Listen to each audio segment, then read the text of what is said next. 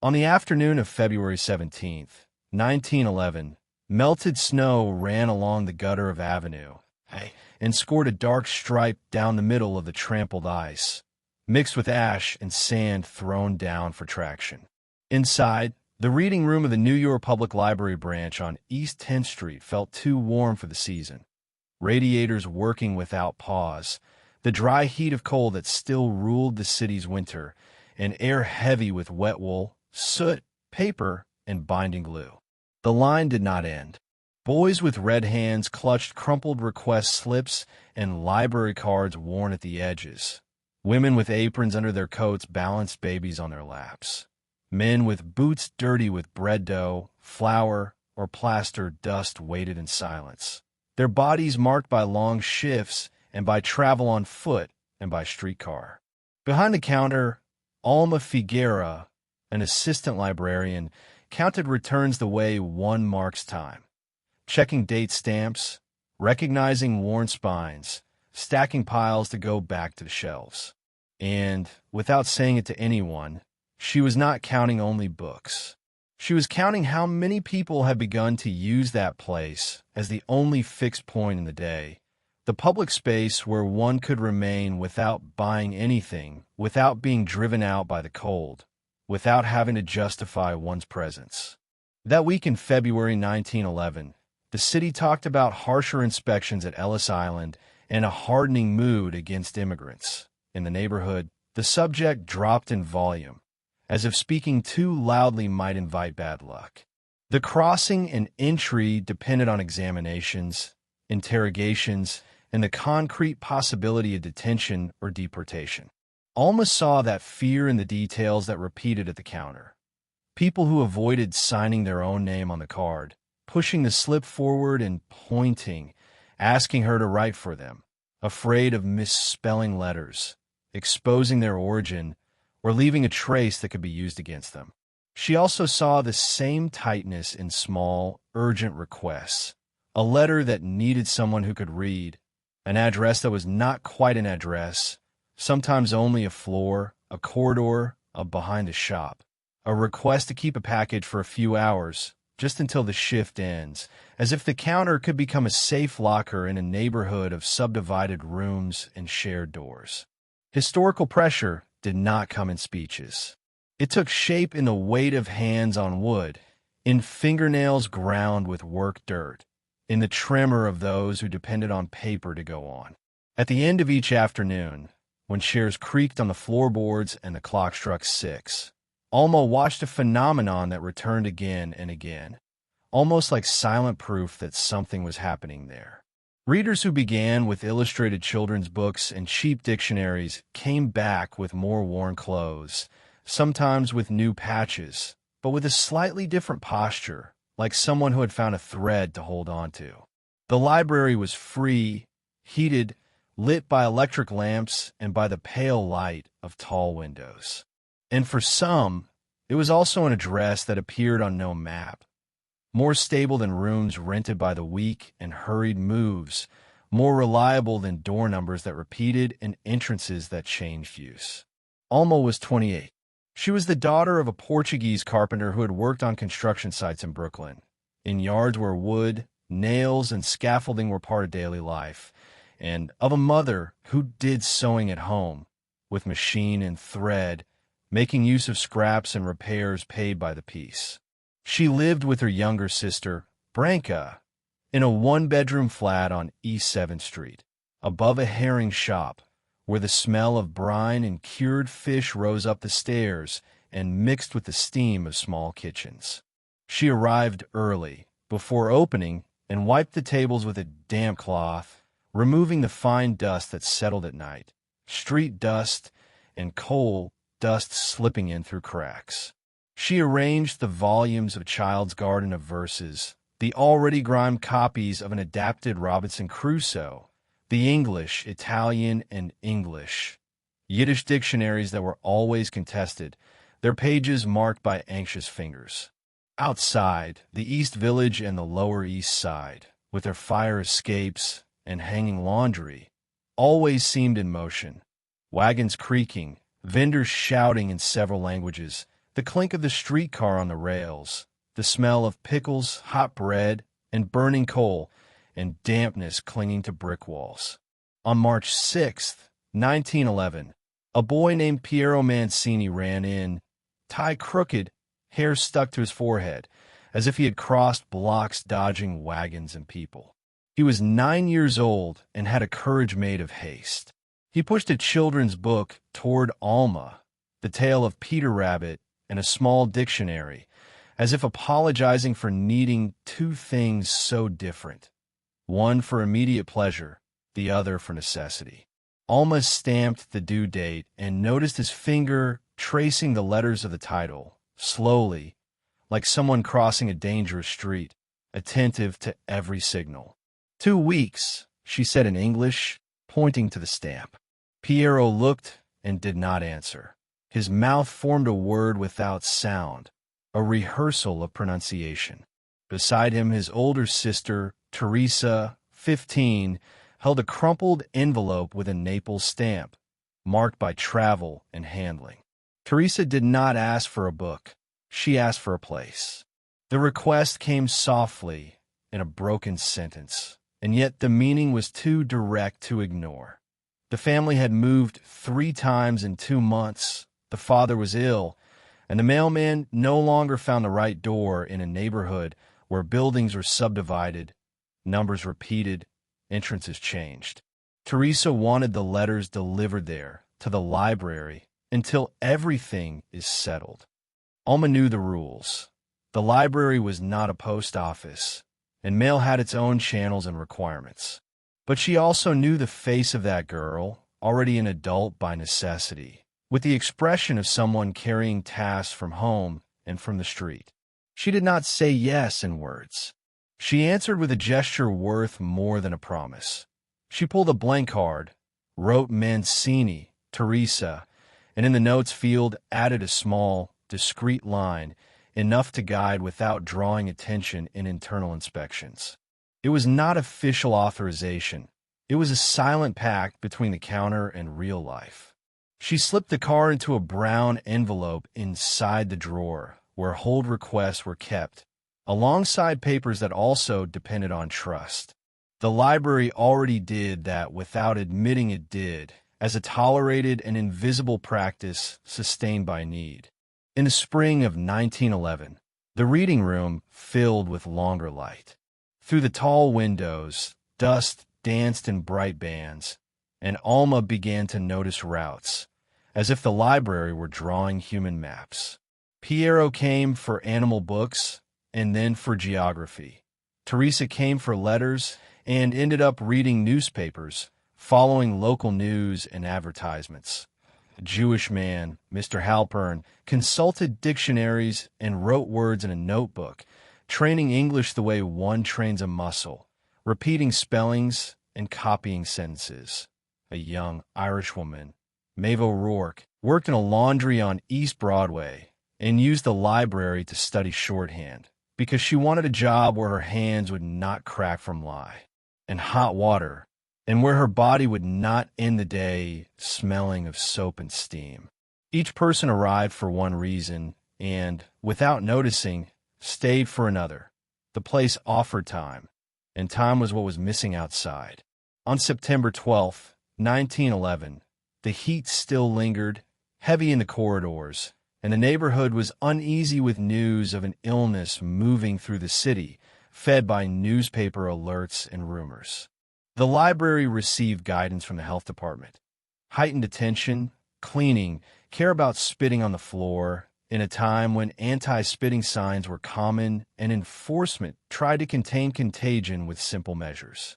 Alma put up signs asking for quiet and hygiene, but she knew hygiene was a luxury for those who shared one room with 6 more people, with shared basins and little ventilation. Even so, she wiped harder, boiled water to wash cups, kept windows open when she could, even though that brought dust and street noise.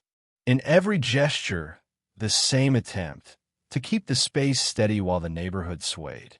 It was in that period of 1911 that the library began to become an informal classroom, not by administrative decision, but by necessity, because school and work did not cover what life demanded in forms, signs, and contracts. At night, after closing, Alma sometimes stayed another half hour, with the door still unlocked so the last people could leave, and she saw a group forming at the back table. Maeve teaching a Polish woman how to hold a pencil, Mr. Halpern explaining numbers to a Greek boy, Teresa translating letters from Italian into English with a dictionary open like a bridge, consulting columns and abbreviations. Alma did not lead. She simply let it happen. The discipline came from the space itself. Inside, no one shouted as on the street. Words had to fit on paper, and paper was what one could show to an employer, a landlord, an official. What looked like studying was, in practice, defense. The morality that moved Alma was not abstract. It was domestic, made of what she saw at home. Her sister Branka coughing because of the dust from garment factories, caught in throat and clothing. The bills on the table, the fear of losing the room for being late in a hard rental market with no guarantees for those living on wages. Alma knew a library could be only books, but it could also be the only room where someone sat without buying anything, without paying for a cup of coffee. On February 3rd, 1912, when an unknown man appeared with a boy in his arms, feverish and glassy-eyed, asking for water and a place to wait for the streetcar to Bellevue Hospital, Alma did not ask his name before opening the side gate and leading them to a chair near the radiator. The man was shaking, and it was not only from cold. The whole neighborhood always seemed on the edge of something between illness, unemployment, and accidents, and the library, without saying so, ended up absorbing part of that threshold. In the summer of 1912, news of strikes and factory fires in other cities circulated through the newspapers mounted on wooden rods in the reading room, to be read there, pages turned by many hands. Alma watched seamstresses stop at the headlines and press their lips together, recognizing risks that were the same in any building full of machines and cloth. Maeve, already writing shorthand quickly, helped copy job advertisements, noting addresses and hours. Teresa Mancini, now 16, used the library as an address naturally, as if it had always been so. From time to time, Alma found letters for her, envelopes with firm handwriting, sometimes with postmarks from distant states, signs of movement and work. Teresa opened them right there, in the corner, and slipped them in her coat pocket, like someone who could not afford to lose anything. On April 15th, 1912, on a day of fine rain, Piero returned a book of stories and asked, with more complete English, for a mechanic's manual. He was 10 and already worked delivering coal, carrying sacks, going down into basements and upstairs in heavy, dirty labor. Alma fetched the book from the shelf and noticed a detail that, for her, served as a measure. He no longer looked at the floor when he spoke. The library had done that, not by miracle but by repetition. It had given him a place where future was a possible word, tied to trade and technique, not only to survival. The pressure of the world outside, however, did not lessen. The neighborhood was cut through by a tragedy that left the air smelling of burned cloth for days, an odor that seemed to stick to memory. On April 14th, 1912, a Sunday, the news of the Triangle Shirtwaist Factory fire arrived like a blow. It was not far. It was a crossover near Washington Square, and yet it felt as if the flames had climbed the walls of the whole city, because sewing work and workshops were part of the same system. The following Monday, April 15th, 1912, the library opened with a different silence. Women came in with swollen eyes, holding folded newspapers, some search for names in the lists. Alma saw a Polish seamstress, who always read cheap romances, sit down and stare at the table, as if the table could answer, as if wood and paper could return someone. Maeve O'Rourke did not appear that day. Alma waited the entire week, measuring time by the empty space. On Friday, April 19th, 1912, a man came to pick up the books Maeve had borrowed. It was her brother, hat in his hands, and he said in a low voice that she had died. He did not describe how. He did not need to. The library, which was refuge, was also the place where death entered in the form of absence, recorded in the chair that no longer creaked. That was the catalyst that changed what Alma allowed herself. Until then, she hid behind small gestures, holding letters, letting groups stay a few minutes after closing, guiding someone to the right shelf. After the fire, she began to see that the neighborhood needed more than silence and warmth. It needed information that was not rumor, instruction that could become protection, because danger had a name and an address.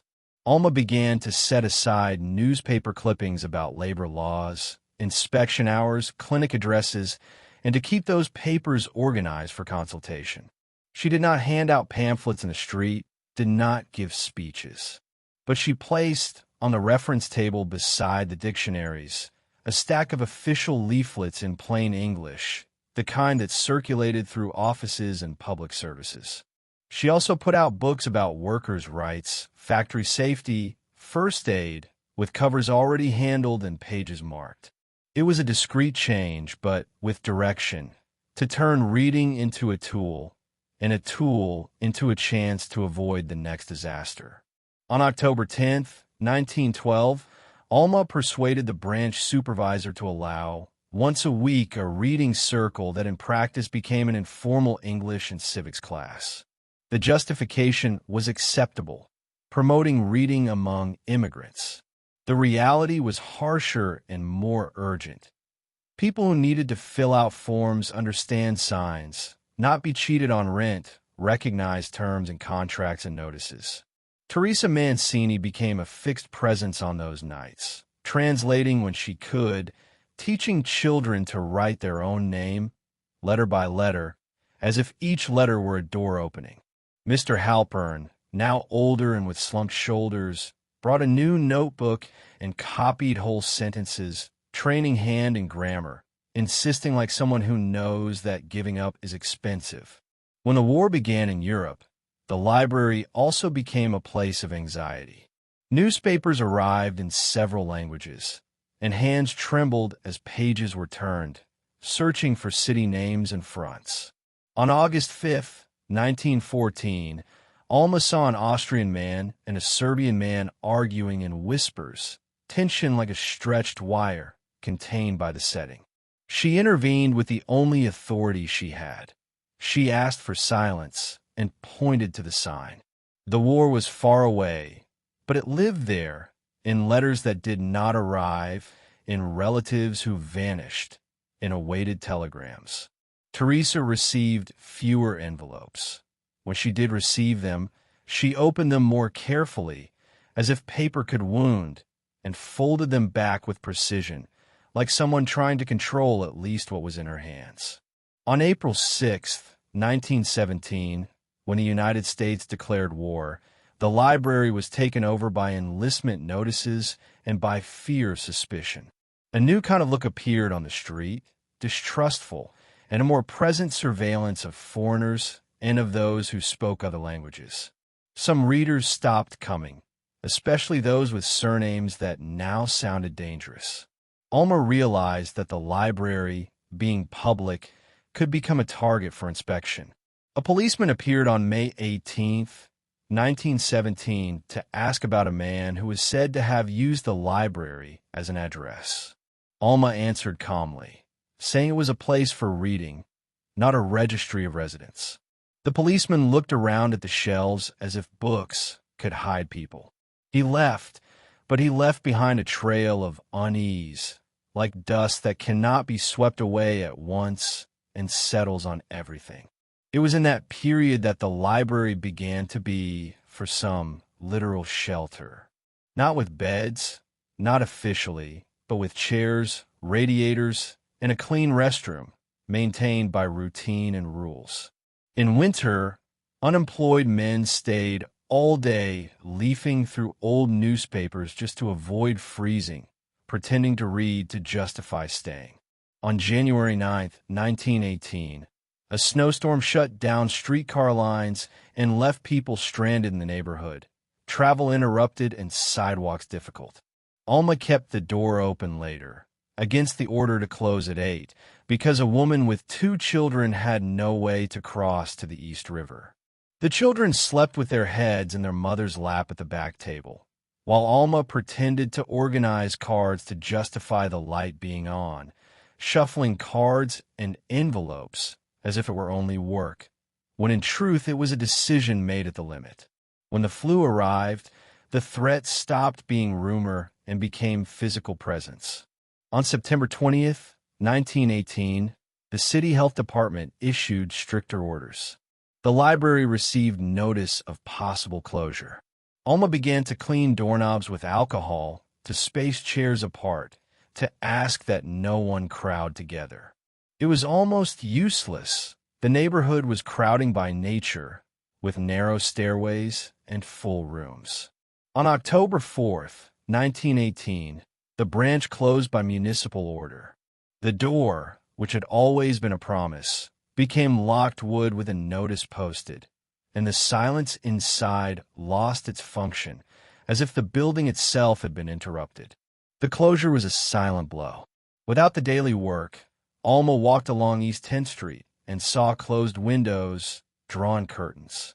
The sound of wagons diminished. What increased was the sound of coughing, coming from corridors and stairwells. She tried to help as she could. She brought books to the homes of some readers, hidden in shopping bags for children trapped in apartments, trying to keep some continuity. But it was not the same. The library, without a body, was only an idea, and an idea did not warm hands, did not hold back fever, did not organize fear. On October 14th, 1918, Branca, Alma's sister, fell ill. High fever, body aches, a breath that seemed to scrape. The neighborhood doctor, seeing patients quickly and in haste, said to keep water and rest. There was no medicine that solved it. Care was made of cloth, water, and vigilance. Alma stayed by the bed, changing cloths, counting minutes by the wall clock, as if counting could keep something in place. Outside, the street carried the distant sound of a health department wagon. On October 20th, 1918, a Sunday, Branca died before noon. There were no grand words, only the immediate emptiness of the room, the cup forgotten on the table, the coat hanging behind the door, and the sense that the air had changed density. Branca's death was irreversible and changed how Alma saw the service. Until then, she had believed the library could contain the world, offer order against chaos. Afterward, she understood that chaos entered anyway, under the door, up the stairs, through the air. Even so, when the branch reopened on November 12, 1918, with mask notices and new rules, Alma returned. She came back thinner, hollow-eyed, but with the same careful way of aligning books, checking returns, and keeping the counter clean. Grief did not take from her attention to others. It only gave it a different weight, as if each reader carried a visible fragility, and each cough were a warning no one could ignore. Little by little, faces returned. Some never came back, and that count also lived in the body of the place. Mr. Halpern appeared in December 1918, more bent, and handed in a book with trembling hands. Teresa Mancini returned with a small child by the hand, a dark-haired girl named Lucia, and asked for children's books. Piero, now 16, appeared in a work uniform and with a hardened look. He did not speak of war, but he brought a machine manual and newspaper. The library resumed its rhythm, but with chairs spaced farther apart and a constant care for the air, windows open when the cold allowed, and the discreet vigilance of those who had seen too much to believe in complete normality. On January 17, 1920, Prohibition went into effect. The neighborhood changed again, and not cleanly. Bars closed in front and open in back, and the street gained a layer of secrecy and risk. Some fights began to happen closer to night. Alma saw men enter the library to escape trouble on the sidewalk, sitting with a book open without truly reading, using silence as a wall. The library, which had always been a symbolic address, became also a hiding place for minutes, an interval between the street and the door of home, between exposure and the chance to get through the night without getting involved. In the same period, the city hardened toward immigrants. Talk of quotas and restrictions grew, and the neighborhood felt as if a door had been shut behind them, with numbers and percentages becoming destiny. On May 19, 1921, the Emergency Quota Act was passed, and the impact did not come in a single scene, but in small absences, letters that stopped arriving, plans that did not complete. Teresa, who had always awaited envelopes from Italy, received even fewer. On June 3, 1921, she came to the counter with a post office form and asked for help filling it out. Her husband, a mason, had died in a construction accident in 1920. She did not say it aloud, but the black of her dress had not changed, and the fabric already showed wear, as if mourning were also abrasion. Now she wanted to bring his sister to America, but the rules changed too quickly. Alma helped write names, dates, addresses, in the clear handwriting of someone who knew a mistake could delay months. In the address field, Teresa hesitated.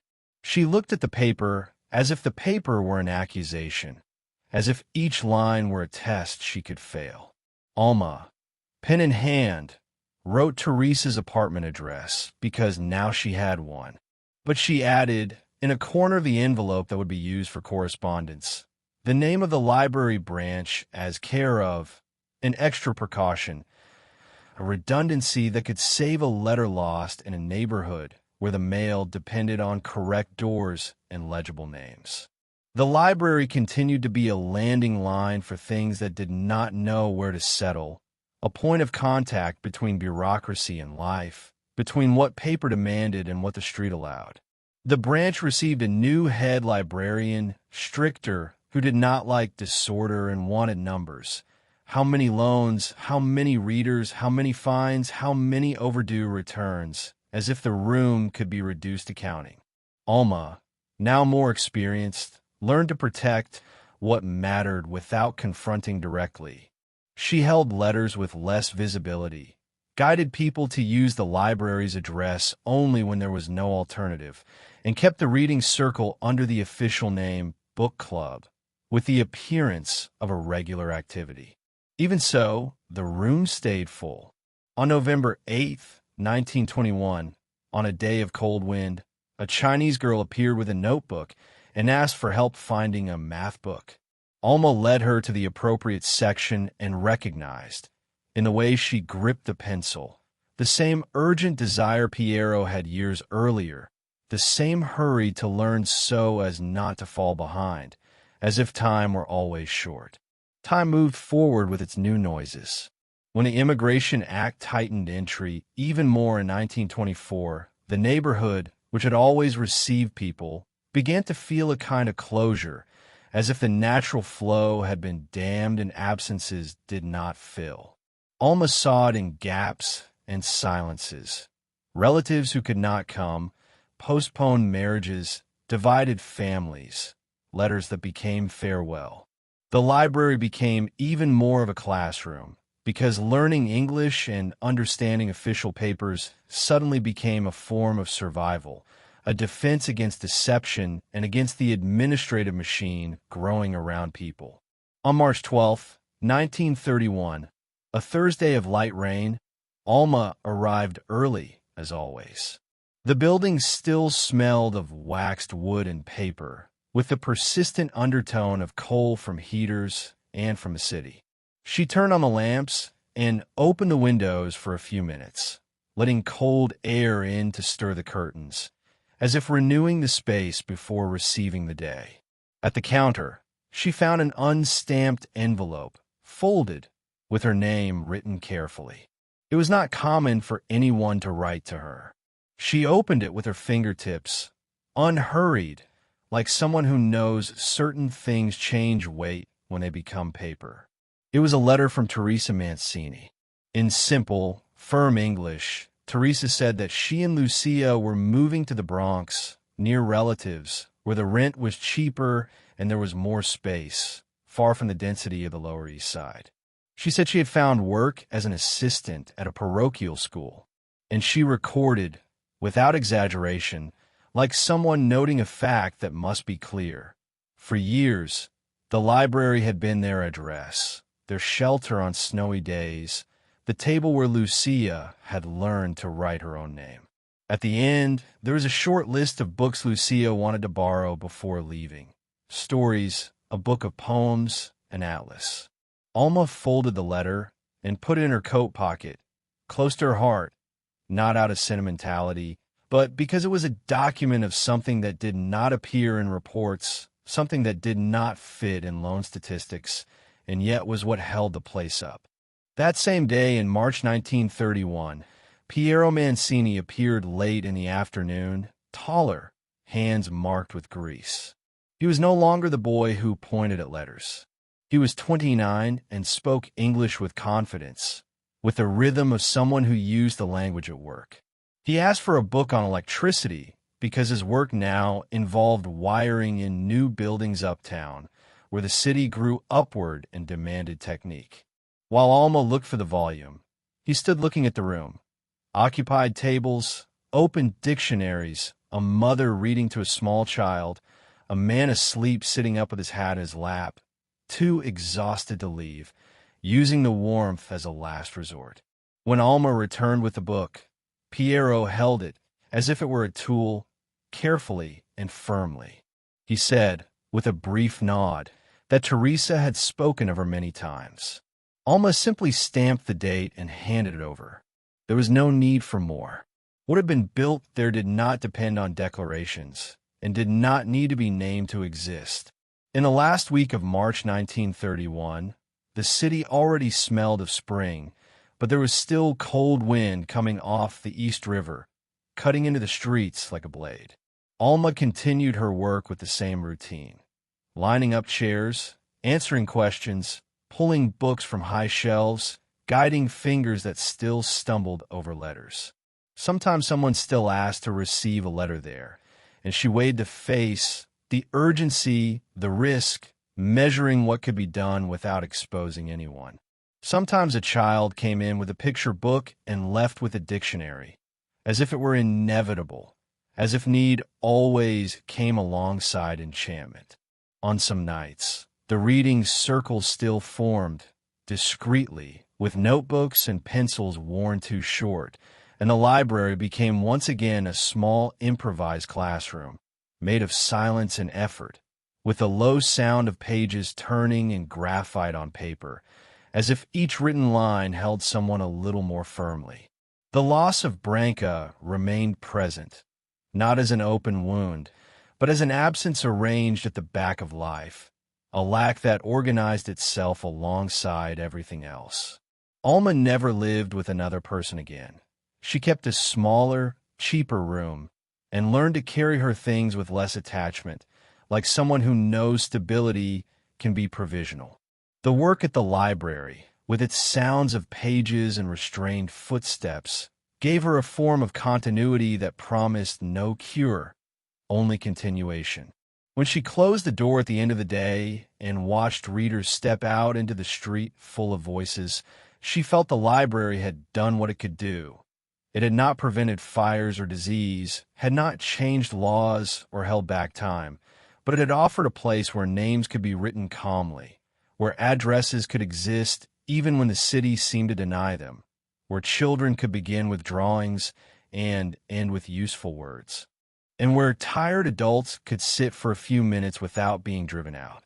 In April 1931, on a clear morning, Alma found in the old drawer the brown envelope with Teresa's card, already yellowed, and placed it in the permanent file, not as bureaucracy, but as a record of a life that had passed through there and gone on. Then she closed the drawer, a line to return books, and open the door for the next reader, and the sound of the street came in with the air, mixing with paper, distant soot, and the quiet breathing of a room that continued, day after day, to be more than a building. If this story resonated with you, please consider liking the video. It helps ensure that these quiet, often forgotten stories continue to be shared. Subscribe to Ordinary Lives, Extraordinary Times to stay connected to stories of everyday people who lived through moments that shaped history. Each life mattered. Each story deserves to be remembered. We also invite you to leave a comment and tell us where you're watching from. Our viewers come from many places and generations, connected by a shared respect for history and the lives that lived it. Thank you for watching, and thank you for helping keep these stories alive.